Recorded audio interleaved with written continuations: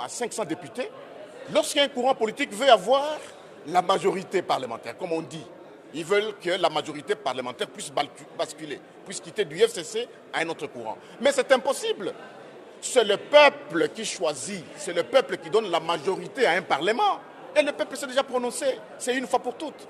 Lorsqu'un courant politique veut avoir une majorité, ce courant doit attendre les autres élections.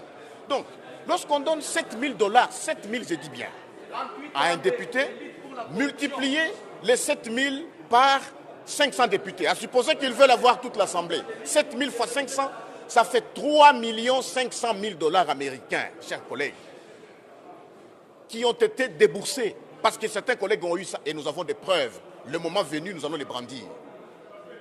Vous savez, nous saluons l'avènement de la nouvelle technologie de l'information et de la communication. Nous avons des preuves.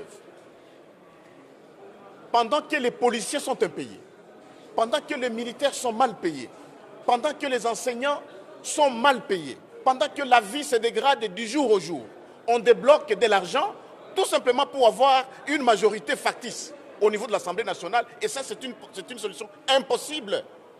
Je vous signale ici avec conviction qu'ils n'auront jamais cette majorité au sein de cette Chambre. Jamais. Ceux qui ont des oreilles pour entendre, il faut qu'ils entendent ça. Parce que, chers frères, la loyauté est de loin au-dessus de la corruption.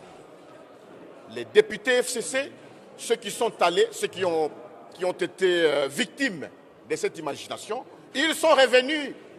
Ils sont revenus et le moment venu, nous allons le prouver. Donc, cette majorité qu'ils cherchent, une majorité factice, n'aura pas lieu. Donc, ils ont dépensé et l'argent et leur temps inutilement. Et le peuple congolais en souffre.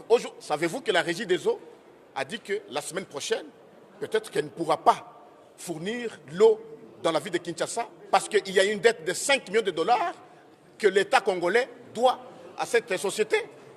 C'est extrêmement grave et nous les dénonçons, nous venons de les dénoncer au niveau de la Chambre et nous les dénonçons devant